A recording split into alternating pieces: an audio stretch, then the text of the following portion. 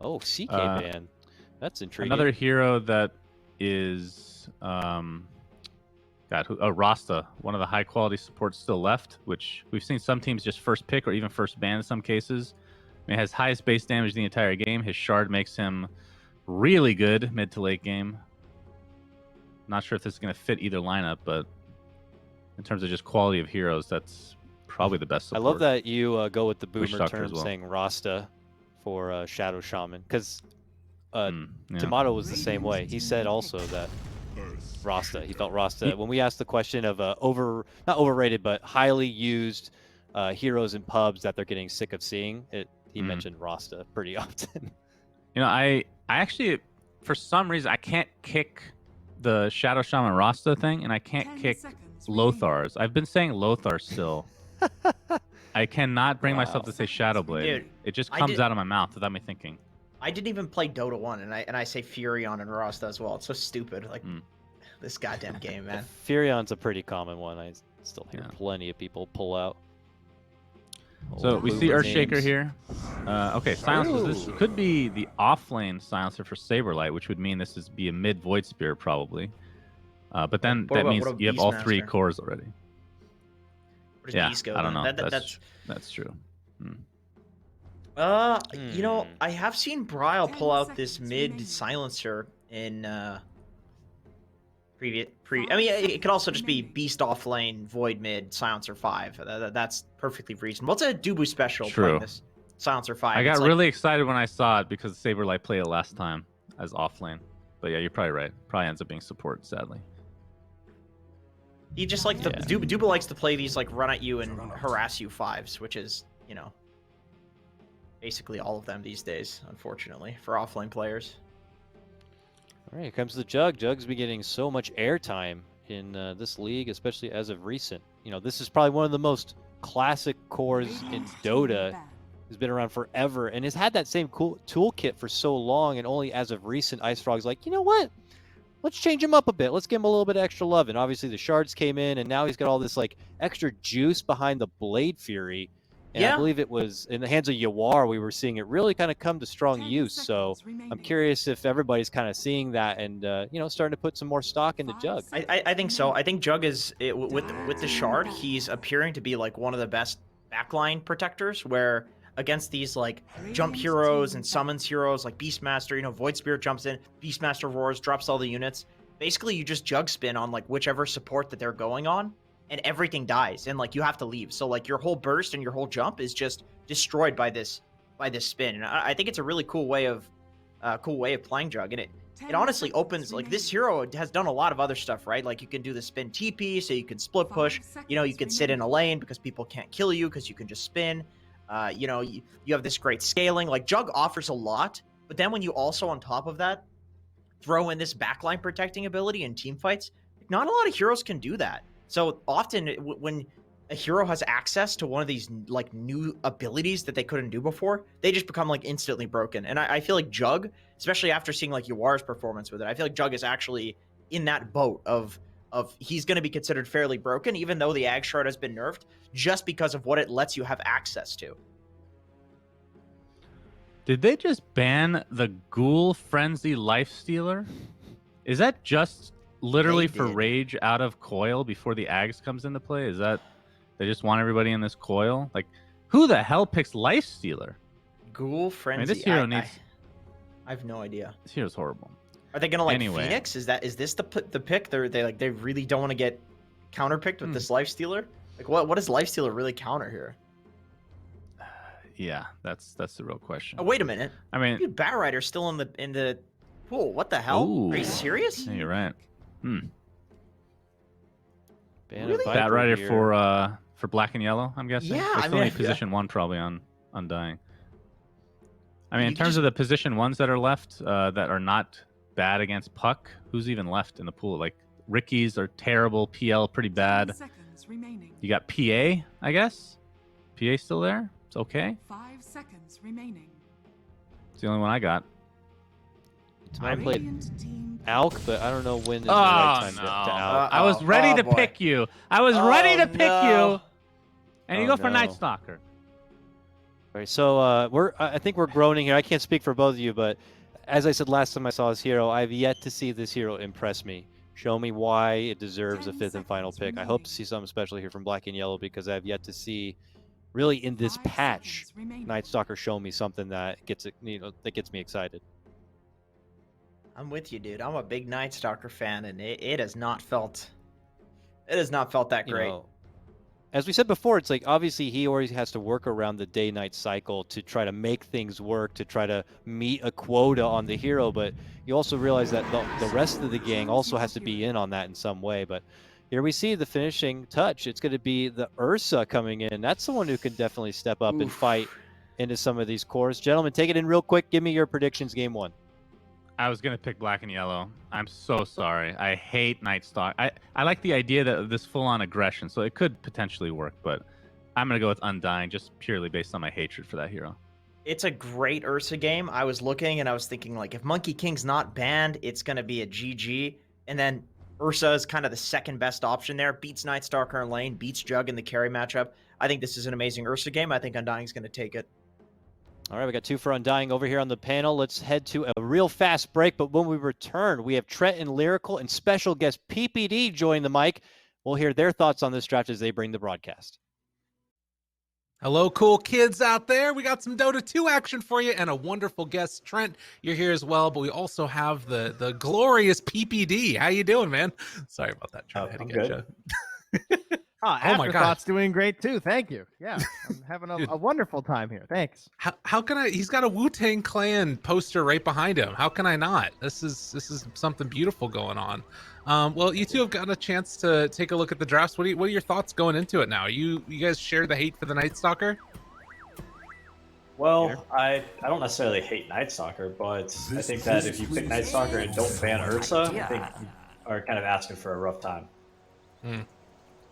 Yeah, that sounds pretty fair. Not gonna lie. We had some discussions, Lyrical. You know, it started with the AA. We were talking about like, oh hey, it's the first phase AA. Yeah. Which then moved into like, where else are they picking AA? And turns out it's mostly China. Well, this is the first Ancient Apparition pick of the NA DPC. So above, lower, and upper. They've only just banned it once, as we see Jubei scouting for a ward here. Uh-oh. Autumn. Gets the D ward. And gonna take some damage for it, but he's fine. He's out of there. Another benefit of nighttime, I suppose, eh? But yeah, so basically this is 4 of the 5 of the same heroes of an LGD draft. They went the whole way down the list. Now the one thing that's missing though is they have Jug and AA in the lane instead of Wraith King and AA. And when it comes to these first pick AAs, the stun is always really nice to have. I mean, Peter, you guys used to run like lots of AA. I mean, you've played quite a bit of this hero. Yeah, that was a long time ago. And Yeah. actually, no, I don't think A is a very good hero. I mean, it can work later in drafts when you kind of see what you're up against. But picking it, they picked it as like the 3rd overall pick after getting Puck. Yeah. I think the hero kind of opens you up more so than like closes down your opponents. Like it invites them to pick really anything they want when you want your early picks to limit the enemy team's draft. That's why people really like Witch Doctor or Enchantress because they're so strong in lane, or they like Nyx because it makes them not want to pick way clear intelligence heroes. AA doesn't really, oh, don't pick Alchemist, don't pick Huskar. Like, Yeah, exactly. more That's kind of the limit. Yeah. And then the problem is, like, not only that, like, in terms of what your opponents have, they don't even necessarily have the best lane combo either. Like those classics, stuns into cold feet like CK or Sven or even you have Wraith the King or Puck something. oil. And I Yes, think yeah, the mid game's Puck- good. Yeah, Puck always needs a lot of like damage on top of his ultimate, but in AA does give that. Yeah, So, I think they kind of took like some of the building blocks of the LGD draft and just didn't quite slot them in like as well. Like as you said, like Oh. Puck AA is very good, but then AA is like kind of hung out a little bit in terms of like the laning stage. You guys are talking about the Wraith King, but I think Wraith King is probably one of the best heroes against Ancient Apparition, and Undying actually had the pick out of that second banning phase, so they could have taken the Wraith King for themselves. Which is great. Yeah. In that They regard, it were makes sense the they risk. went for the ban for sure. True enough. Well, so far in the laning phase, at the very least, it's looking kind of favored, although Earthshaker's been able to pick up some of the slacking CS where you've sort of been struggling on zero. As you mentioned, a bit of a tough lane, potentially against Tomato. down here on the bottom side. Is there's a little bit of a pushback there along the top side, able to Oh, keep no. Meander away. Courier. Another one. Dubu finds it, and this He's guy's just always on walking the at them. lookout.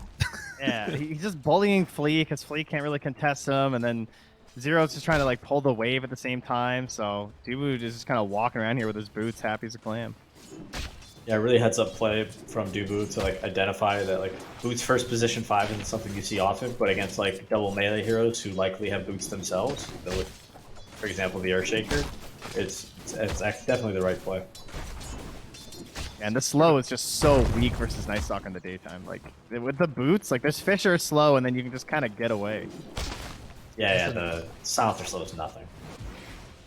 It's a nice little job there by Flea, able to interrupt the side pull that they're trying to get going. And that just pushes a whole wave underneath Zero's tower down bottom. So that part's really good. There's definitely a battle going on up top between Moon and Jubei, just trying to keep them back. Yamsum's actually going to spin down the wave there.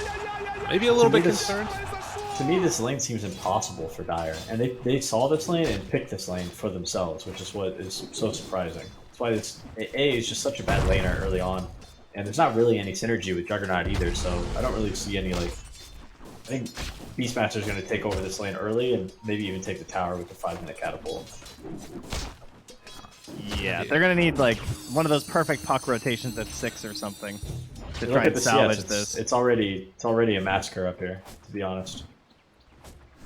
Look at Yamsum right now getting hit by these boars. He actually can't even move. He's at 240 move speed.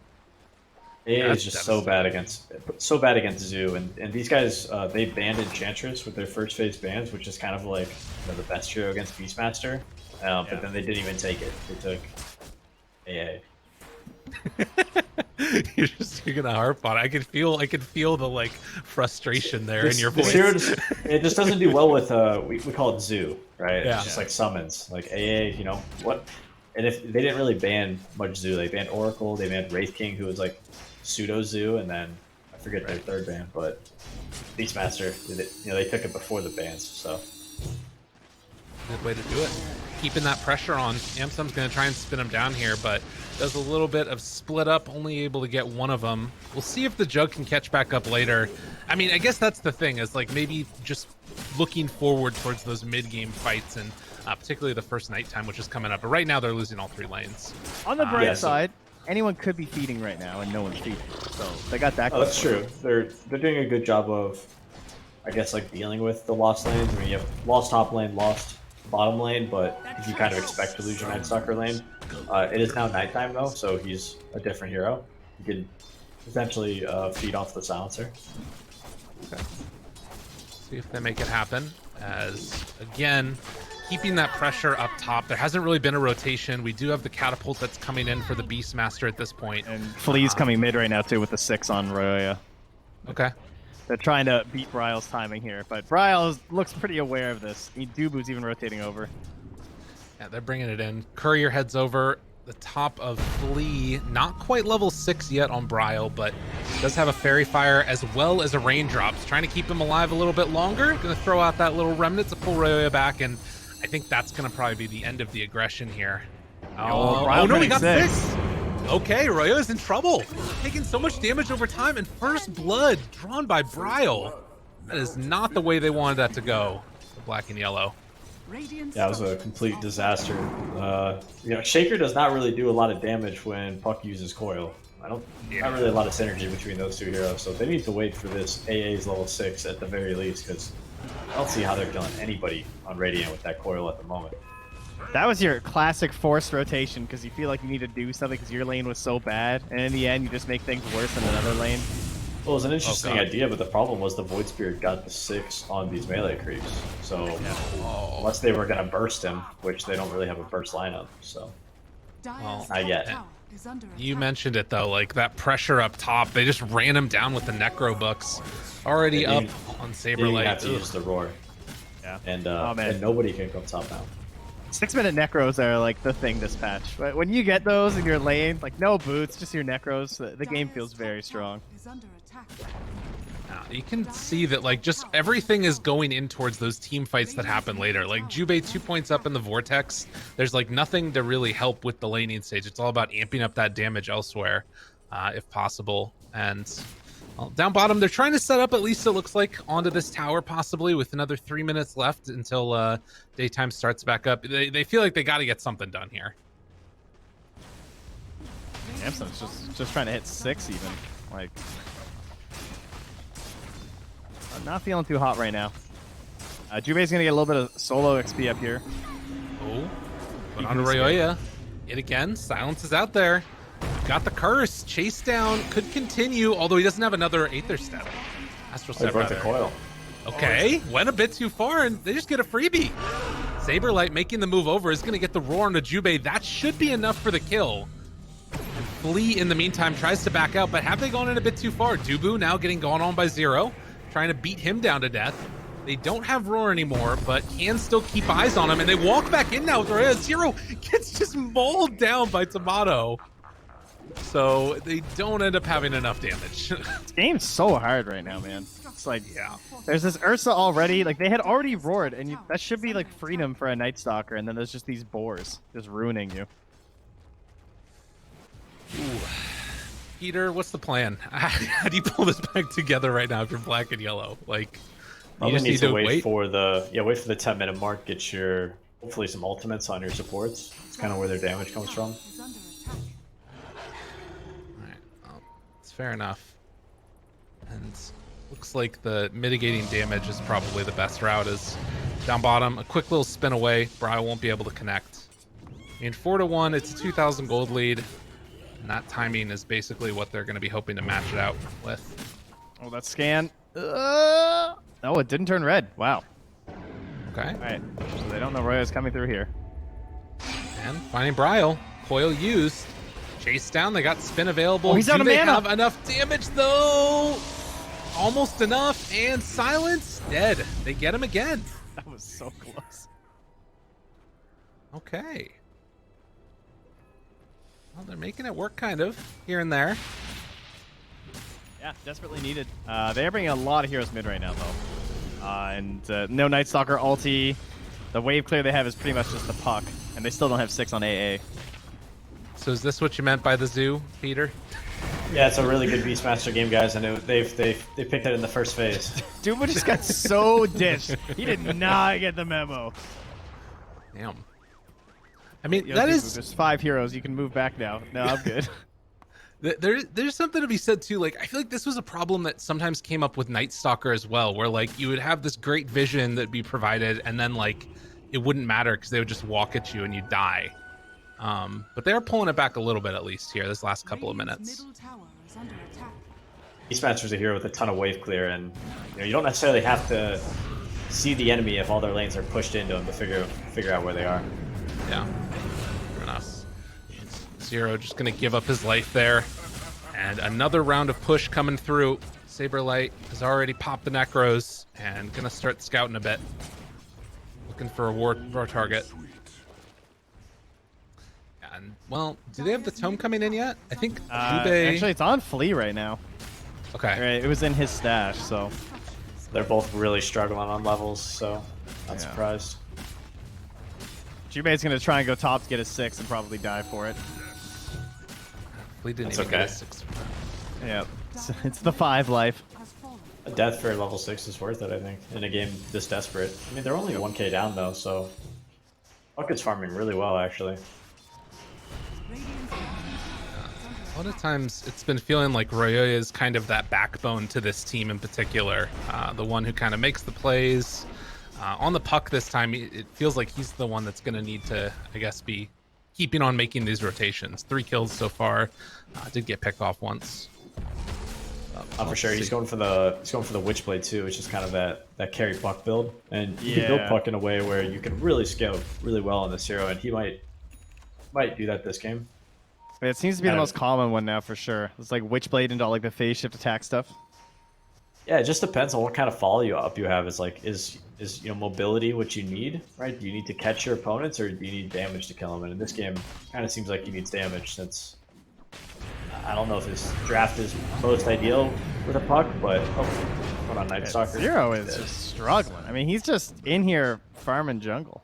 Like his. He's had to give up the bottom lane to the Juggernaut, who had such a rough time top, and then it's not like he could go top either. So he kind of just Yeah. stopped farming after laning phase, and he's more of a glorified support at this point. It feels pretty rough. I mean, particularly in between these nighttime cycles, you just kind of have to chill, it feels like, and get whatever farm you can, give things up along the way. Dubu. Well, they finally have their level 6s on their supports now, and they Okay. do have a smoke, so they might look to go here. Hopefully, they don't do it underneath a hawk or anything. Doesn't I look don't know like if that hawk vision saw it. looked like one of those where if like they had their, thing over the top of it, they might have seen it, but They they also are ran going to into TP his out. boars too, so Yeah. They port admitted that they look like they're doing a smoke of their own, Yeah. which is convenient timing. I think they pinged out the fact that the Jug was going to the Ancients. They kind of saw him retreating back that way. Ryle pointed out, so now I think they're just going to punish that. Dire's middle tower is Oh, under And they have the Yamsum. Hawk there too, so at least they know he's left. All right, does he go back? Does he go back for his stack, or does he just finish off here and head to the other jungle? All right, some good heads-up play here, recognizing the inherent danger. He dodges away.